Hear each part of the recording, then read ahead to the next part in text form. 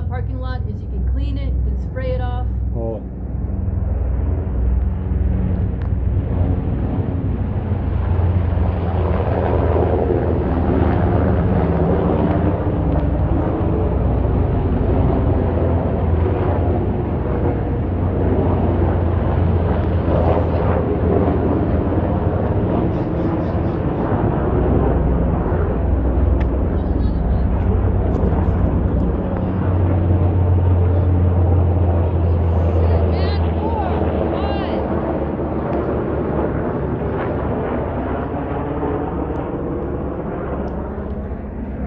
How you feeling now?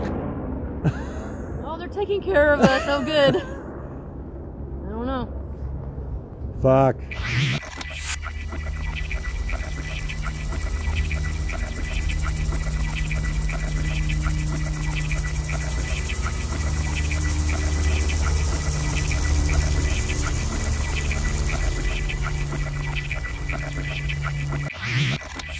All right, Whiteaker Tales, Into the World. This is episode number 4, March 25th. The helicopter footage you just saw was shot yesterday on March 24th, but it was in the neighborhood, as you could tell. So it's starting to pop. Chris and I are going to head down to the fairgrounds. We understand that's where a bunch of the homeless people are staying at this point. We're going to see what that looks like down there, and we're just going to bop around and see what else we get today. So hang loose, everybody, again. And as things continue to escalate, we got an update from Chris on some shit from the city. So here, let me have Chris turn it around. What do you got there, buddy? So I had an update concerning the bathroom situation. Yeah. And I got something back from the city stating that they are going to be placing some bathrooms around the city, and definitely in the Whiteaker. They took note of the biohazards in the alleys, and hopefully they'll be sending out teams to try to mitigate that, because it's not good. So one thing I can say is they have definitely been responsive. The speed isn't as quick as I want it, but nothing's perfect in this world. But I just want to thank the city for paying attention to the Whiteaker. How soon are they supposed to be getting these things out? 12 to 24 hours. From today? From today, yeah. All right. All right. So soon. Let's go hit the streets, baby. Let's do it. Hey, they got something going on over at the fairgrounds. Oh yeah, no, fuck them. That's the feds. Hey, you might be right. Fucking might be right.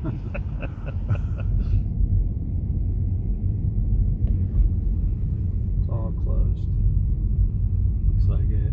Can't get in.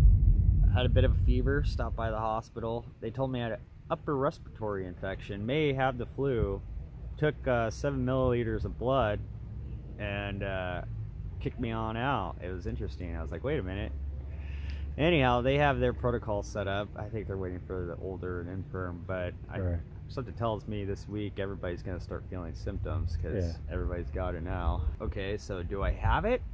So I know now that I can stay away from older and infirm people, or not. But anyway, you were thinking that this place was opened up, right, for a shelter, and so what are you finding out? I think it may be in the expo center around back. That's the word. Yeah. So I don't know. It's interesting. Sure. Be nice to just get some rest.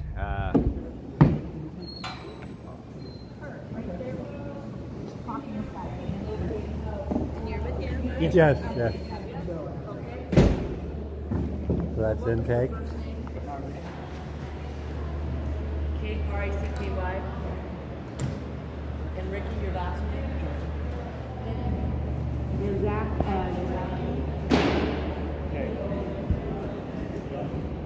You want to just get out of here? Huh? I want to get out of here to watch it.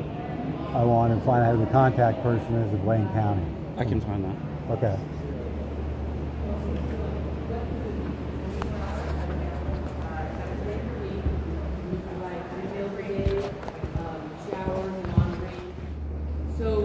So Ricky, this is 24/7. You don't need to leave. We give you a bed. That bed stays to your unless you don't show up for a night, and then we give it to somebody else. Okay? No medical professionals. Nobody taking temps. I mean, I'm having trouble with that because the one gentleman who we did talk to had said that he was sick, and when Tim had talked to him about being sick, he thinks everybody's going to be sick. Well, he walked right on in when we were there. He's the guy that walked right on in. We watched his intake also, so I'm a little concerned about that. I'm happy that people have a place to go out of the weather. It was pouring down rain earlier and hail, but if they're going to all go in there and get sick, then is that really better? Yeah, is that really better? Yeah, thank you so much for calling. Yeah, thank you. Okay, have a great day. Thank you. You too. Bye. Bye-bye. Who is that? That was Lane County Public Health. They had no idea that that was going on. She's sending an email right now with my concern to someone, I'm not sure, hopefully maybe Jocelyn Warren, who's the division manager. Get some people over there. Put a tent out. Make sure that the sick go this way so that they can get some fucking health care. God. Come on! Should we go back there? What the fuck? I don't know. So you guys look like you got your pretty well prepared here, Louise. Oh, heck yeah.